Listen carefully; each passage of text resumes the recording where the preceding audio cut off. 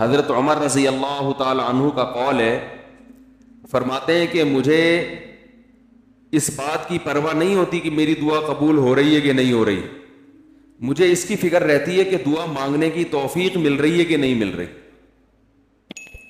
کیونکہ اللہ جب ناراض ہوتا ہے نا کسی سے، مانگنے کی توفیق چھین لیتا ہے اللہ تعالیٰ.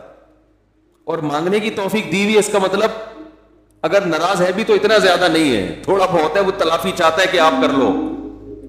مانگنے کی توفیق ملنا اس کی علامت ہے کہ اللہ اگر ناراض بھی ہے تو بہت زیادہ نہیں روٹھا ہوا، بلکہ اس نے سوری کا آپشن دیا ہوا ہے کہ چلو مانگ کے اپنا منا لو، مجھے کسی بھی طریقے سے راضی کر لو. دعا کا اس قدر فائدہ ہوتا ہے انسان کو، اس قدر فائدہ ہوتا ہے، آپ مانگنا شروع کریں، زندگی چینج ہونا شروع ہو جائے گی، آپ کی زندگی میں تبدیلی آنا شروع ہو جائے گی.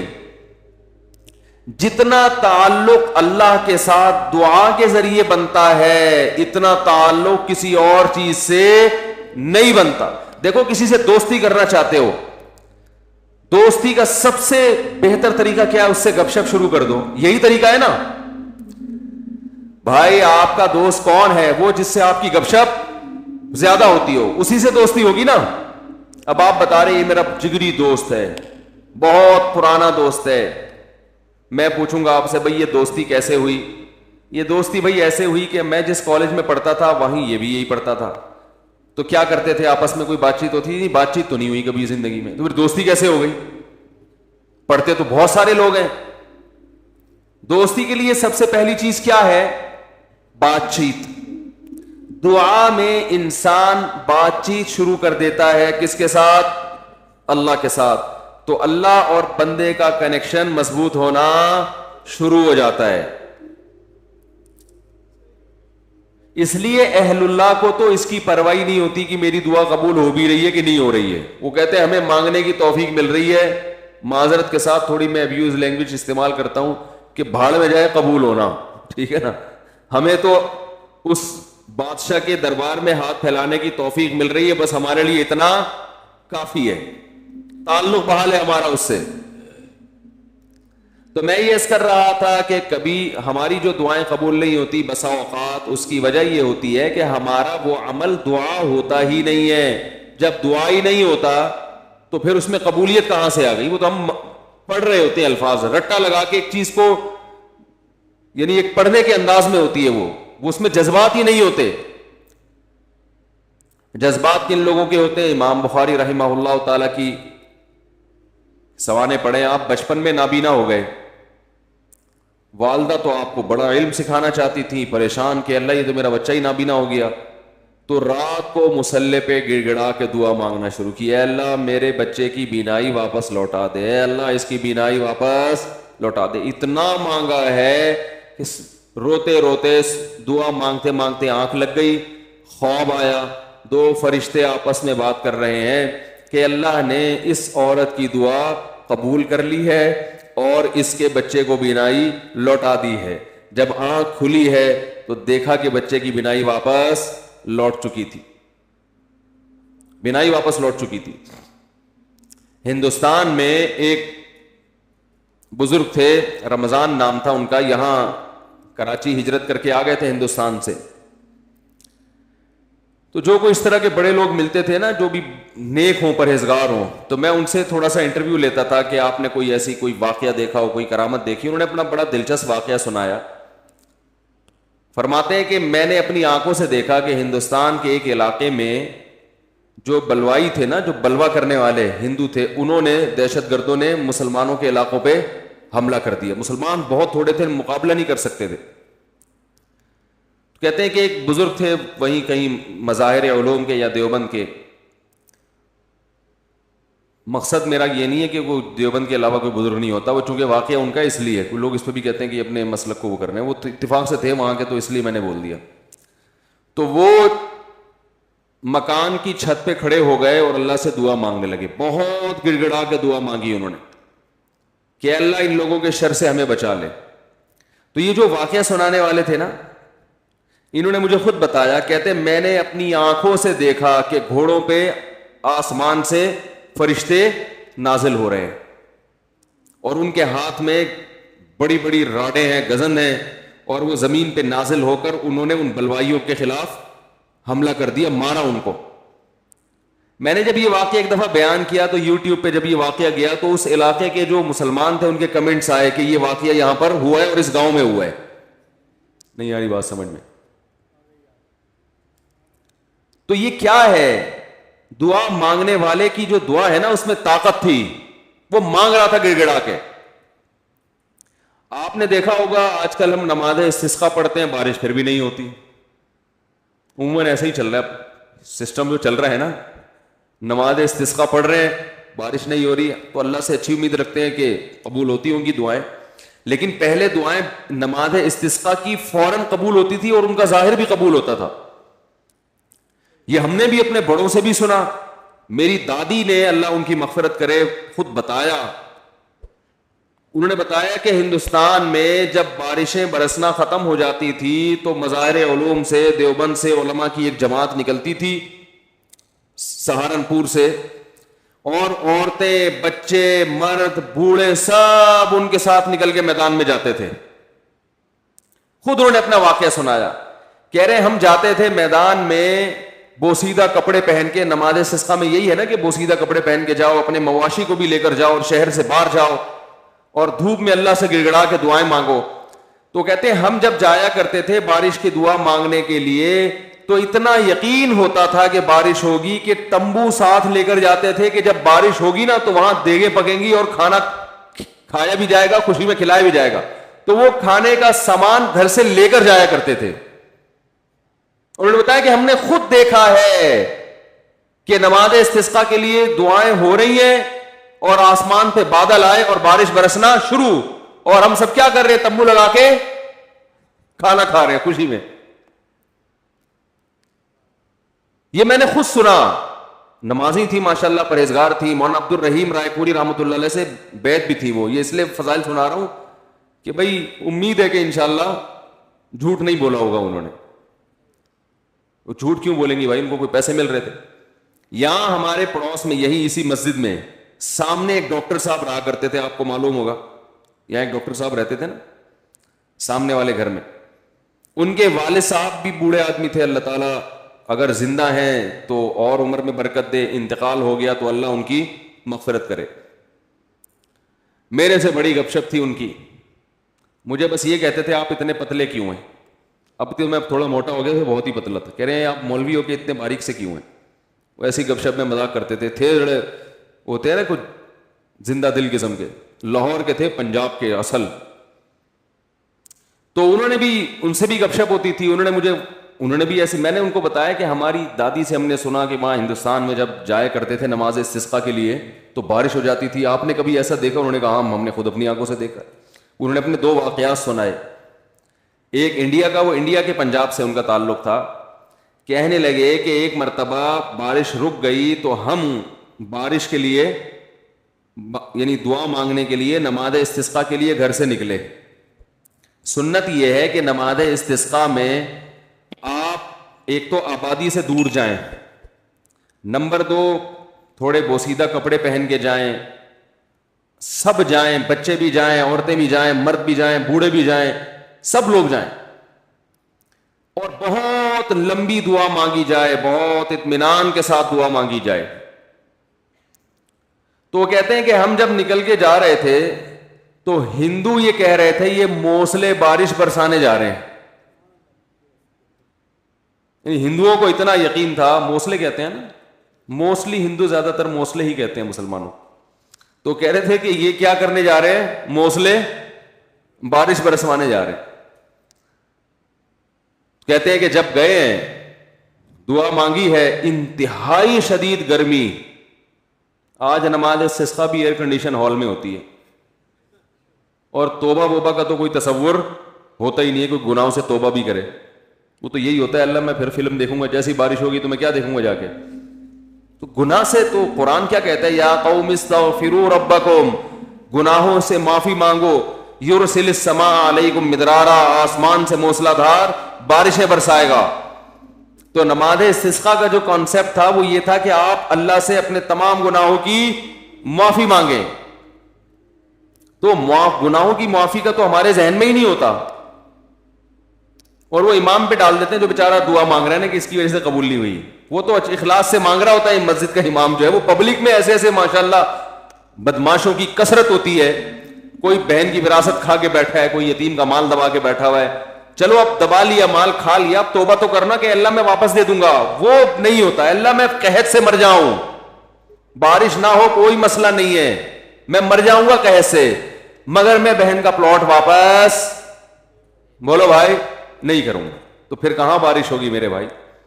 اللہ کہہ رہے ہیں تم بدماشی چھوڑنے کے لیے تیار نہیں ہے. تو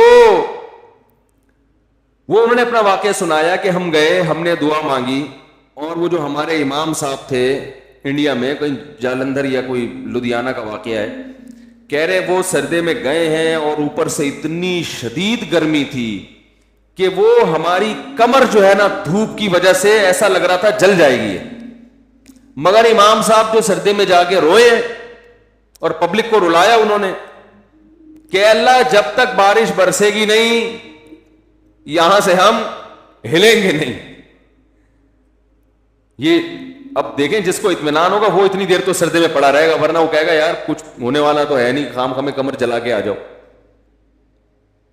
کہہ رہے وہ انہوں نے گڑ گڑائے, وہ ایسا گڑ گڑائے اور کمر ہماری جل جل کے لگ رہا تھا کہ وہ خراب ہی نہ ہو جائے. اور پھر انہوں نے مجھے خود سنایا واقعہ, کہتے ہیں ہم نے دیکھا کچھ دیر ہوئی ہے, اس کے بعد گہرے بادل آئے ہیں اور وہیں بارش برسنا شروع ہو گئی ہے.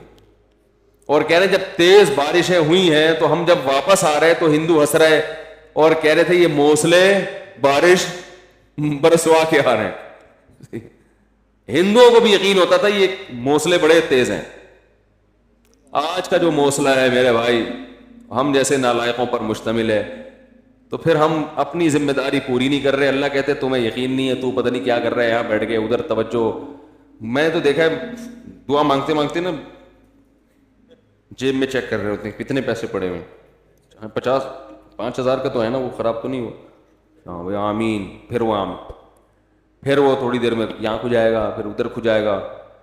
10 کام ہو رہے ہیں, دل نہیں لگ رہا, ایک فارمیلٹی پوری ہو رہی ہے, تو یہ کیسے حساب چلے گا میرے بھائی؟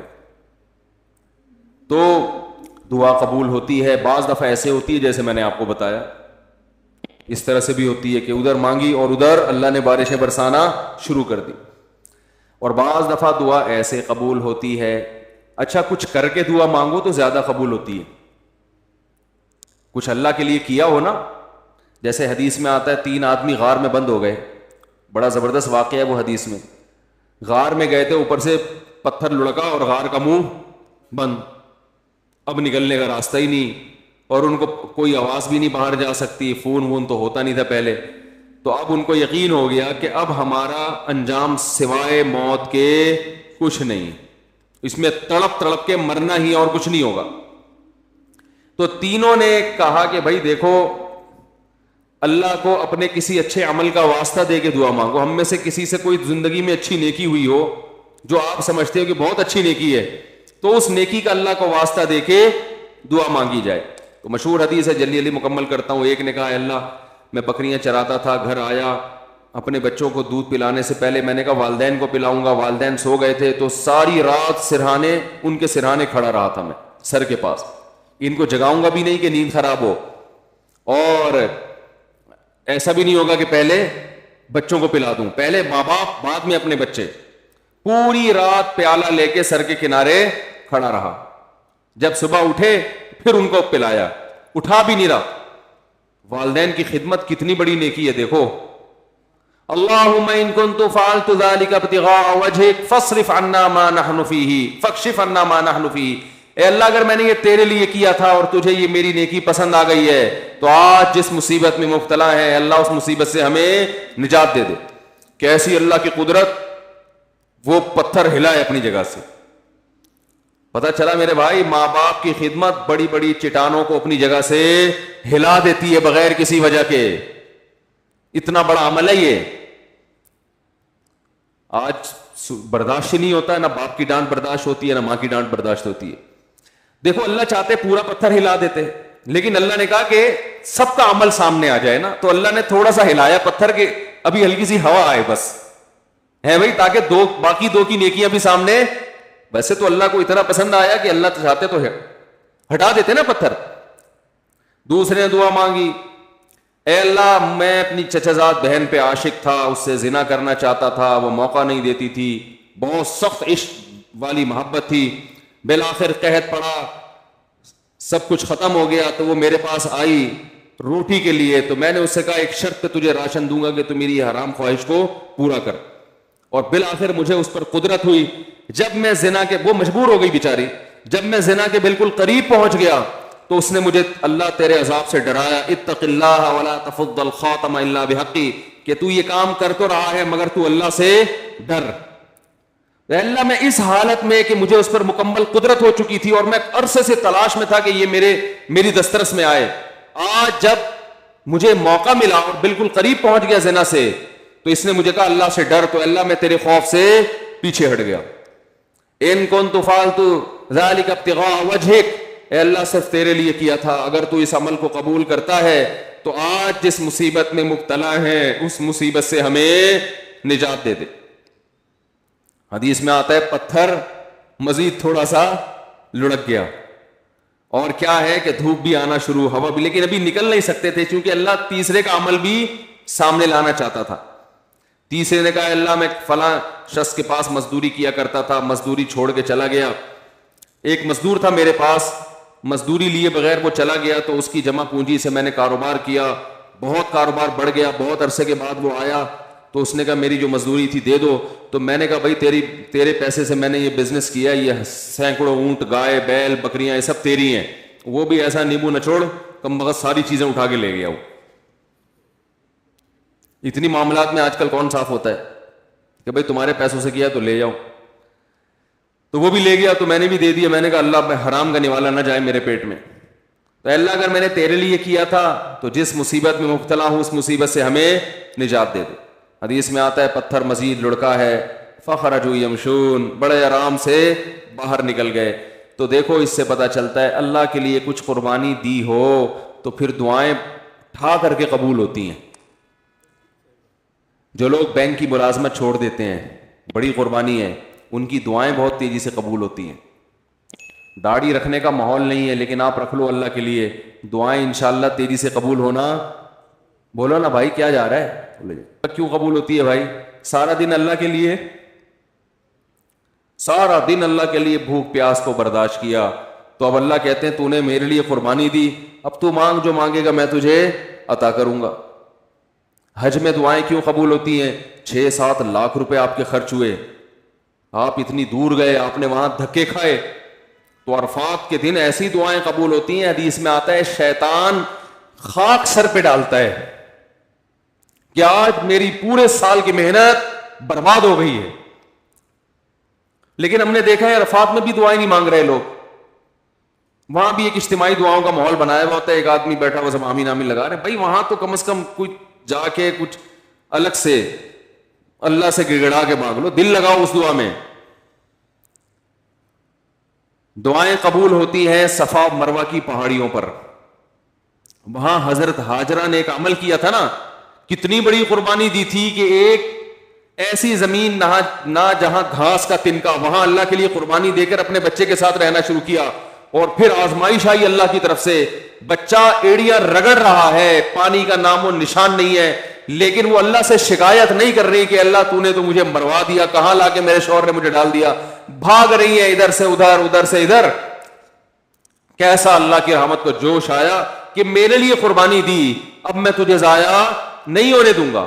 ایسا چشمہ پانی کا پیدا کر دیا, ہزاروں لاکھوں کروڑوں حاجی اب تک سیراب ہوتے چلے آ رہے, وہ چشمہ ختم ہونے کا نام نہیں لے رہا. تو صفا اور مروہ کی پہاڑی پر جب آپ سعی کرتے ہیں, علماء کہتے ہیں حدیث سے بھی ثابت ہے, وہاں لمبی لمبی دعائیں مانگنی چاہیے کھڑے ہو کر, کیونکہ یہ وہ موقع ہے جہاں آپ نے تو قربانی نہیں دی لیکن اللہ کی ایک بندی نے بہت بڑی قربانی. تو دوسرے کی قربانی کو بھی انسان کیش کرا سکتا ہے. تو کچھ کرنے کے بعد جب مانگا جائے تو قبولیت کا امکان بڑھ جاتا ہے. ہم اللہ کے لیے کچھ قربانی دینے کے لیے تیار ہی نہیں ہے, کچھ کرنے کے لیے تیار ہی نہیں ہے, مانگنے کے لیے بھی تیار نہیں ہے. بلکہ اللہ نے ہمیں دعائیں بھی سکھائی ہیں, کیسی پیاری دعائیں سکھائی ہیں قرآن مجید میں اور احادیث میں. اللہم ارزقنی حبک وحب من یحبنی یحبک وحب عملی یقربنی الی حبک. اور ایک اور دعا سکھائی, اللہم ارزقنی حبک اللہم ارزقنی حبک وحب من ينفعنی حبہ عندک اللہم فکما رزقتنی مما احب فاجعلہ قوة لی فیما تحب وما زویت عنی مما احب فاجعلہ فراغا لی فیما تحب. ہم لوگ دعائیں بھی عجیب عجیب چیزوں کی مانگ رہے ہوتے ہیں. کیسے پیارے الفاظ سکھائے, اے اللہ تو مجھے اپنی محبت دے دے, میرے دل میں کیا کر دے, اپنی محبت ڈال دے. وحب من ينفعنی حبہ عندک, اور ان لوگوں کی محبت بھی یا ان چیزوں کی محبت دل میں ڈال دے کہ جن سے محبت کرنے سے تیری محبت میں مزید ترقی ہو جائے. ایسی چیزوں کی محبت دل میں ڈال دے کہ ان کی محبت کا فائدہ ہو آخرت میں, اور تیری محبت میں اضافہ ہو جائے. جیسے والدین کی محبت, بیوی بچوں کی محبت, اس سے اللہ کی محبت اور بڑھتی ہے نا, یہ تو اللہ کا حکم ہے. علماء کی محبت, نیک عمل کی محبت. اللہم فکما رزقتنی مما احب, اے اللہ تو نے جو مجھے میری محبوب چیزیں عطا کی ہیں تو فاجعلہ قوۃ لی فیما تحب, تو ان کو ذریعہ اور وسیلہ بنا دے اپنی محبت میں اضافے کا. یعنی وہ مجھ سے چھیننا نہیں وہ چیزیں, بلکہ ان سے ان کا استعمال اس طرح سے ہونا شروع ہو جائے کہ وہ دین میں اور ترقی کا ذریعہ بننا. جیسے کسی کو اللہ نے مال دیا تو مال سے ہر ایک کو محبت ہوتی ہے, تو یہ مال اور آخرت میں ترقی کا ذریعہ بن جائے. وما زویت عنی مما احب, اور جو میری محبوب چیزیں تو نے مجھے نہیں دی, میں چاہتا تھا لیکن نہیں ملی, تو ان کا نہ ملنا تیری محبت میں ترقی کا ذریعہ بن جائے. کیسے عجیب الفاظ ہیں دیکھو. اور یہ کس نے بتائے؟ امی نے, جو نہ لکھنا جانتے اور نہ پڑھنا جانتے ہیں. یہی ہوتا ہے نا, کچھ چیزیں آپ کو مل جائیں گی آپ کی پسند کی, کچھ نہیں ملیں گی. تو اللہ جو پسند کی چیزیں مل گئی ہیں ان سے بھی آخرت میں ترقی ہو جائے, جو نہیں ملی ان کا نہ ملنا آخرت میں ترقی کا ذریعہ بن جائے. ہر چیز گھوم کے کہاں آ رہی ہے؟ اللہ کی ذات کی طرف. تو بھائی رمضان کی چند گھڑیاں باقی ہیں, کچھ وقت نکال کے اللہ سے گڑ گڑا کے. علماء کہتے ہیں روزانہ 24 گھنٹے میں ایک ٹائم ایسا ہونا چاہیے کہ جس میں آپ روز ایک وقت اللہ سے تفصیل سے گڑ گڑا کے دعا مانگ کے معمول بنائیں اپنا. بات سمجھ میں آ رہی ہے بھائی کہ نہیں آ رہی؟ روزانہ 24 گھنٹے میں کم از کم ایک وقت, وہ سب سے افضل وقت ہے رات کا آخری حصہ. اگر اس ٹائم نہ ہو سکے تو جو وقت آپ کو ملے, لیکن مانگنا ضرور ہے. اور یہ یقین کر لینا ہے کہ جس کے سامنے ہاتھ پھیلا رہے ہیں وہ محروم نہیں کرتا. نبی صلی اللہ علیہ وسلم نے فرمایا ان اللہ لا یستحیی, اللہ تعالیٰ کو اس سے حیا آتی ہے, ان یردہما خائبین, کہ جب کوئی بندہ اس کے سامنے ہاتھ پھیلائے تو اللہ اس کو خائب و خاسر واپس لوٹائے. اس بات سے اللہ کو حیا آتی ہے. تو وہ قبول ہوگی, یا تو اللہ وہی چیز عطا کر دیں گے, یا اللہ تعالیٰ اس کا کوئی نعم البدل عطا کر دیتے ہیں. وہ نعم البدل عطا ہوتا ہے تو آپ کو وہ چیز نظر نہیں آ رہی ہوتی, نعم البدل کو آپ سمجھتے ہی نہیں کہ یہ نعم البدل ہے. اور بعض دفعہ اللہ ایسا کرتے ہیں کہ جو چیز آپ مانگ رہے ہیں وہ نہیں ملتی, لیکن کوئی مصیبت آنے والی ہوتی ہے جو اللہ آپ سے ٹال دیتے. آپ کہہ رہے ہیں کہ اللہ اس مریض کو شفا دیتے, وہ ٹھیک نہیں ہو رہا, وہ دوسرا بھی مرنے والا تھا, وہ دوسرے پر بیماری حملہ کرنے والی تھی, اللہ نے اس کو حملے سے روک لیا. یہ کتنا بڑا فائدہ ہو گیا. اور بعض دفعہ یہ ہوتا ہے کہ جو چیز آپ مانگ رہے ہیں وہ نہیں ملتی, لیکن اس مانگنے سے جو مقصد تھا وہ مقصد مل جاتا ہے. آپ کو کوئی پریشانی آئی, آپ دعا مانگ رہے ہو اللہ وہ پریشانی ٹال دے, اللہ نے وہ پریشانی تو نہیں ٹالی, لیکن اس کی وجہ سے جو آپ کا دل پریشان ہو رہا تھا وہ دل کی پریشانی کو دور کر دیا. تو مقصد حاصل ہو گیا کہ نہیں ہو گیا؟ ارے آپ مانگ رہے تھے اللہ غربت دور کر دے, تو غربت کی وجہ سے ٹینشن ہو رہی ہے نا, اللہ نے ٹینشن دور کر دی جو پیسے سے مقصد ہے. ہو غریب مگر مزہ ویسے آ رہا ہے جیسے مالداروں کو آتا ہے. بہت مشکل ہے سمجھانا, کیا کریں یار. ہو غریب مگر اندر سے دل کیا ہو گیا؟ مالدار ہو گیا. سکون وہ ملے گا جو اللہ نے مالداروں کو بھی عطا نہیں کیا ہوگا, ویسا سکون مل جائے گا آپ. بیماری میں دعا مانگ رہے ہو اللہ شفا دے دے, شفا تو نہیں ملی مگر اسی بیماری پر اطمینان نصیب ہو گیا جو ایک صحت مند آدمی کو ہوتا ہے, صبر نصیب ہو گیا. اور کچھ نہیں تو آخرت کے میں اللہ کے بینک میں یہ دعا کیا ہو جاتی ہے, جمع ہو جاتی ہے, اور آخرت میں اس کا اجر ملے گا. ایک روایت میں آتا ہے جب بندہ دیکھے گا اپنے عمل کو قیامت کے دن, اے اللہ یہ اتنی ساری چیزیں میرے لیے گفٹ, یہ کیا؟ اللہ کہیں گے یہ تیری وہ دعائیں ہیں جو آخرت کے لیے ہم نے اسٹاک کر دی تھیں. وہ کہے گا کاش میری کوئی دعا بھی قبول نہ ہوئی ہوتی. تو میرے بھائی اہل اللہ اس لیے مانگتے ہیں. اور دیکھو ایک آخری بات کہ قبول نہ کرنا کس کا کام ہے؟ اللہ کا. دیکھو جب ہم کوئی بیمار ہوتا ہے تو ہم کہتے ہیں یار اس کو ہاسپٹل میں ایڈمٹ کرواؤ, جو اپنی ذمہ داری ہوتی ہے آپ وہ پوری کرتے ہیں. اب آپ نے جب ڈاکٹروں کے حوالے کر دیا تو ایک تسلی ہو جاتی ہے نا کہ یار ہمارا جو کام تھا ہم نے کر دیا ہے, اب ہم کیا کریں, اب تو ڈاکٹروں کے حوالے ہے, یا وہ علاج کرتے ہیں تو ٹھیک ہے, نہیں کرتے تو ابھی ان کا ہیڈیک ہے, ہم کیا کر سکتے ہیں, اب تو تسلی تو ہو جاتی ہے نا. تو مسلمان جب اللہ کے دفتر میں فائل جمع کرا دے, معاملے اٹکے ہوئے آپ نے اللہ کے آفس میں فائل جمع کرا دی کہ میں نے اپنا کام کر لیا, گڑ گڑا کے دعا مانگ لی ہے, تو مسلمان کو بھی ایک تسلی ہو جاتی ہے کہ بھائی اب اللہ کے حوالے ہے, وہ قبول کر لے تو بھی ٹھیک ہے, نہیں کرے تو وہ انشاءاللہ میری اب فیصلہ کس کے حق میں ہوگا؟ میرے حق میں, کیونکہ اللہ تعالیٰ ضائع نہیں کرتا اپنے بندے. تسلی ہو جاتی ہے کہ اب یہ دعا قبول ہو تو بھی ٹھیک ہے, قبول نہ ہو تو بھی ٹھیک ہے. تو دعا سے مسلمان کو کیا ملتا ہے؟ اطمینان ملتا ہے, سکون ملتا ہے. تو ادعوا ربکم تضرعا وخفیا, اللہ فرماتے ہیں چپکے سے مانگو اور عاجزی اور انکساری کے ساتھ مانگو. اللہ تعالیٰ سے دعا ہے کہ اللہ ہمیں دعاؤں کا مانگنے والا بنا دے. اور سب سے زیادہ پتہ ہے کیا مانگنا ہے رمضان میں؟ ہدایت کی دعا مانگنی ہے. میرے گناہ چھڑوا دے اللہ مجھ سے. لیلۃ القدر میں جو دعا ہے اللہم انک عفو تحب العفو فاعف عنا, اے اللہ معاف کر دے. تو کیا مطلب, کس چیز سے معاف؟ میرے گناہ معاف کر دے. تو مطلب یہ ہے کہ میں آئندہ نہیں کروں گا, معاف کر دے. ہم یہ دعا مانگ رہے ہوتے ہیں کہ اللہ کرتا تو رہوں گا میں موت تک لیکن تو معاف کر دے. تو ایسا نہیں ہوتا میرے. ایسا کریں گے تو کوئی بھی نہیں آئے گا نا. اب اللہ کی طرف کون آئے گا پھر جب اسی طرح بدماشی میں ہی اللہ خوش ہے؟ تو نہیں خوش ہوتا اللہ تعالیٰ ایسے. تو اللہ سے توبہ کی توفیق مانگی جائے, اللہ میں ان گناہوں کے دلدل میں پھنس چکا ہوں, تو مجھے اس دلدل سے نکال لے. تو یہ بھی زیادہ مانگنی چاہیے دعا. اللہ تعالیٰ ہماری تمام دعاؤں کو حاجات